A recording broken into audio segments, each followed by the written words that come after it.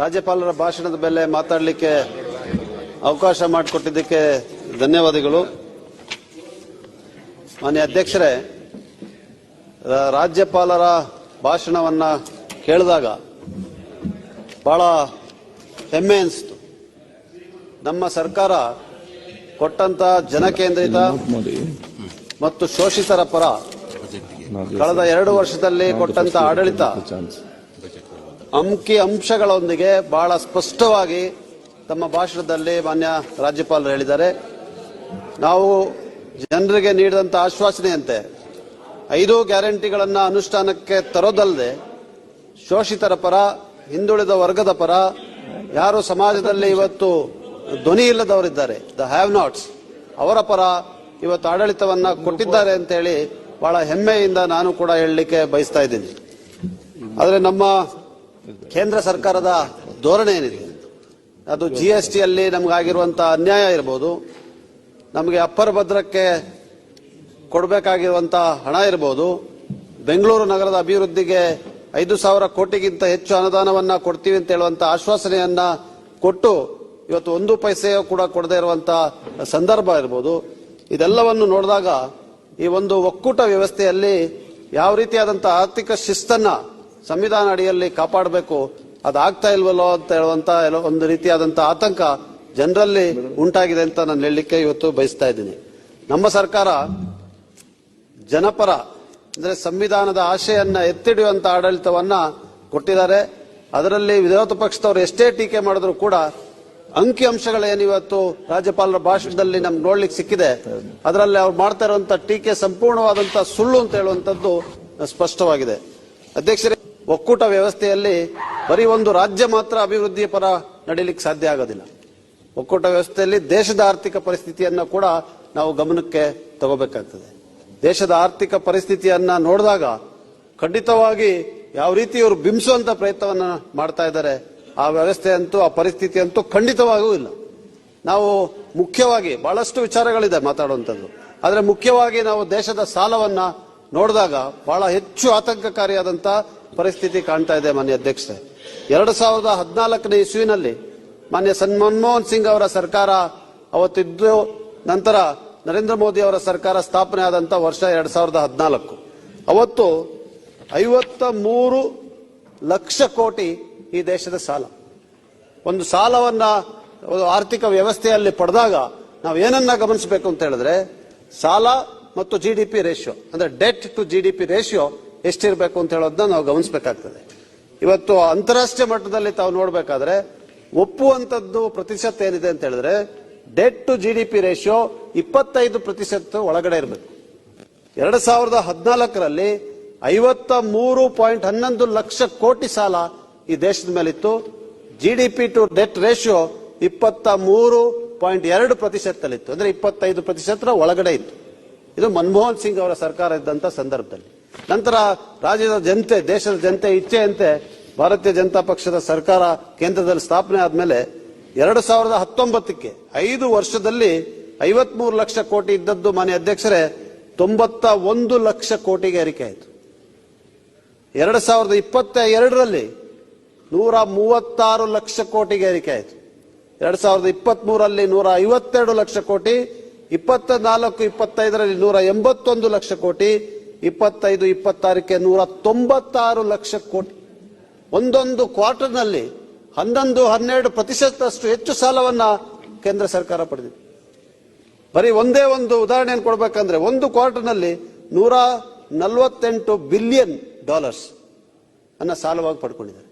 GDP to debt ratio 23.2% 2014ನೇ ಇಸ್ವಿಯಲ್ಲಿದ್ರೆ ಇವತ್ತು 82.5% ಏರಿಕೆ. ಇದು ದೇಶದ ಸಾಲ. ಕರ್ನಾಟಕ ರಾಜ್ಯದಲ್ಲಿ ಸನ್ಮಾನ್ಯ ಮುಖ್ಯಮಂತ್ರಿ ಅವರು ಅರ್ಥಶಾಸ್ತ್ರವನ್ನ ತಿಳಿದಂತವರು ಅಂತ ನಮಗೆಲ್ಲ ಗೊತ್ತಿರುವಂತ ವಿಚಾರ. ಡೆಫಿಸಿಟ್ ಬರೀ 3% ಅಲ್ಲಿದೆ. ಡೆಫಿಸಿಟ್ ಬಜೆಟ್ ಅನ್ನ 2 ಬಾರಿ ಕೂಡ ಅವರು ಮಂಡಿಸ್ತಾ ಇದ್ದಾರೆ, ಆದರೆ ಬರೀ 3% ನಲ್ಲಿದೆ. ಮತ್ತು GDP ಟು ಲೋನ್ ರೇಷಿಯೋ 23.7%, ಅಂದ್ರೆ 25% ಒಳಗಡೆ ಇದೆ. ನಾನು ಮೊನ್ನೆ ಎಲ್ಲೋ ಕಡೆ ಒಂದು ಮಾಧ್ಯಮದಲ್ಲಿ ನೋಡ್ತಾ ಇದ್ದೆ, ಬಹಳ ಟೀಕೆಯ ಪ್ರಹಾರವನ್ನು ಮಾಡ್ತಾ ಇದ್ರು. ಅರ್ಥಶಾಸ್ತ್ರ ಗೊತ್ತಿದ್ದೇನ್ರಿ ನಿಮ್ಗೆ ಮುಖ್ಯಮಂತ್ರಿಗಳೇ, ಅಂತ ಹೇಳುವಂತ ಪ್ರಶ್ನೆ ಏನಾಗ್ತಾ ಇದೆ. ಆದ್ರೆ ದೇಶದ ಸಾಲ GDP ಟು ರೇಷಿಯೋ ಇಸ್ 82.5%. ಯಾರು ಅದ್ರ ಬಗ್ಗೆ ಗಮನನೇ ಹರಿಸ್ತಾ ಇಲ್ಲ. ನಾವು ಶಿಸ್ತಿರಕ್ಕೆ ಬದ್ಧವಾಗಿ, ಆರ್ಥಿಕ ಶಿಸ್ತಿಗೆ ಬದ್ಧವಾಗಿ 23% ನಲ್ಲಿದ್ದೀವಿ, 23.7%. ಈ ಪಡೆದಂತ ಸಾಲ ಎಲ್ಲಿಗೆ ಹೋಗಿದೆ ಅಂತ ಹೇಳೋದ್ರ ಬಗ್ಗೆ ಚರ್ಚೆ ಮಾಡಬೇಕಂದ್ರೆ ಗಂಟೆಗಟ್ಟಲೆ ಬೇಕು. ಆದ್ರೆ ಇಷ್ಟನ್ನ ಹೇಳಲಿಕ್ಕೆ ಬಯಸ್ತೇನೆ, ಬಡತನದಲ್ಲಿದ್ದಂತ ಜನಸಂಖ್ಯೆ ಏನಿದೆ ಕಳೆದ 11 ವರ್ಷದಲ್ಲಿ more than 15 crore people have gone below poverty line. ಬಡತನದ ರೇಖೆಯ ಕೆಳಗೆ 15 ಕೋಟಿ ಜನ ಹೆಚ್ಚಾಗಿ ಹೋಗಿದ್ದಾರೆ. ಮತ್ತು ಈ ದೇಶದ ಅತಿ ಶ್ರೀಮಂತ 100 ಕುಟುಂಬಗಳು 50% ಹೆಚ್ಚು ಹಣವನ್ನು ಪಡೆದಿದ್ದಾರೆ. ಇವತ್ತು ಮಾನ್ಯ ನಮ್ಮ ಕಾನೂನು ಸಚಿವರು ಮಾತಾಡ್ತಾ ಹೇಳ್ತಾ ಇದ್ರು, ನಮ್ಮ ಸಂವಿಧಾನದ ಆಶೆ ಆರ್ಟಿಕಲ್ 39 ಯಾವುದೇ ಕಾರಣಕ್ಕೂ ಕೂಡ ದೇಶದ ಸಂಪತ್ತು ಕ್ರೋಢೀಕರಣ ಆಗಬಾರದು, ಸಂಪತ್ತನ್ನು ಹಂಚಬೇಕು, ಎಲ್ಲ ಜನರಿಗೆ ಮುಟ್ಟಬೇಕು, ಬಡವರಿಗೆ ಮುಟ್ಟಬೇಕು. ಅದೇ ನಮ್ಮ ಗ್ಯಾರಂಟಿಗಳು. ದೇಶದ ಸಂಪತ್ತನ್ನ ಕಟ್ಟ ಕಡೆಯ ವ್ಯಕ್ತಿ ಕೂಡ ಮುಟ್ಟಿಸುವಂತ ಏನು ಪ್ರಯತ್ನ ನಡೀತಾ ಇದೆಯಲ್ಲ, ಅದೇ ಗ್ಯಾರಂಟಿ, ಅದೇ ಕಾಂಗ್ರೆಸ್ಸಿನ ಗ್ಯಾರಂಟಿಗಳು.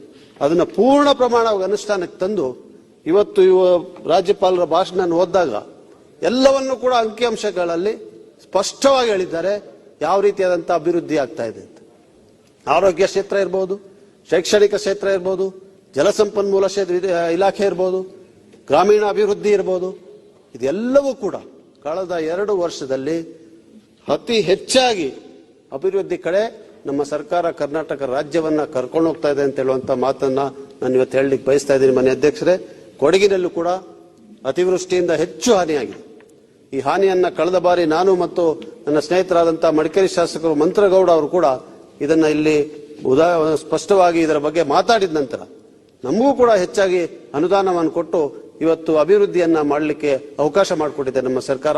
ಅದರಿಂದ ನಾನು ನಮ್ಮ ಸರ್ಕಾರ, ಕರ್ನಾಟಕ ರಾಜ್ಯ ಸರ್ಕಾರಕ್ಕೆ, ಮಾನ್ಯ ಸಿದ್ದರಾಮಯ್ಯನವರಿಗೆ, ಕಾಂಗ್ರೆಸ್ ನೇತೃತ್ವದ ಸರ್ಕಾರಕ್ಕೆ ಧನ್ಯವಾದಗಳನ್ನ ಸಲ್ಲಿಸಲಿಕ್ಕೆ ಬಯಸ್ತೇನೆ. ಮಾನ್ಯ ರಾಜ್ಯಪಾಲರು ಹೇಳ್ತಾ ಇರುವಂತ ಎಲ್ಲ ಮಾತುಗಳಲ್ಲೂ ಸತ್ಯಾಂಶ ಇದೆ. ಟೀಕೆ ಮಾಡುವಂತ ಸಂದರ್ಭದಲ್ಲಿ ಬರೀ ಒಂದು ರಾಜಕಾರಣಕ್ಕೋಸ್ಕರ ನಾವು ಟೀಕೆಯನ್ನು ಮಾಡಬಹುದು. ಈಗ ನಾನು ಹೇಳಿದಂತ ಪ್ರತಿಯೊಂದು ಅಂಶ ಕೂಡ ಅಂಕಿಅಂಶಗಳ ಜೊತೆ ನಾನು ಮಾತಾಡ್ತಾ ಇದ್ದೆ.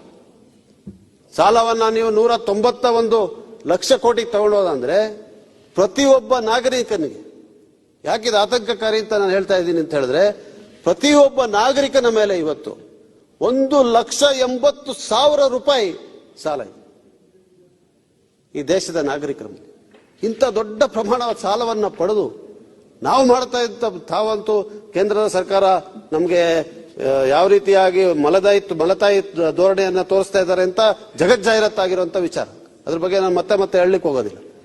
ಆದ್ರೆ ಈ ರೀತಿಯಾದಂತ ಸಾಲದಲ್ಲಿ ಮುಳುಗಿರುವಂತ ಕೇಂದ್ರ ಸರ್ಕಾರ ಒಂದ್ ಕಡೆ ಇದ್ರೆ, ಕರ್ನಾಟಕ ರಾಜ್ಯ ಸರ್ಕಾರದಲ್ಲಿ ಆಗ್ತಾ ಇರುವಂತಹ ಅಭಿವೃದ್ಧಿ ಏನು, ರಾಜ್ಯ ಸರ್ಕಾರ ಕೊಡ್ತಾ ಇರುವಂತ ಗ್ಯಾರಂಟಿ ಏನು, ಯಾರಿಗೋಸ್ಕರ ಮಾಡ್ತಾ ಇರುವಂತದ್ದು.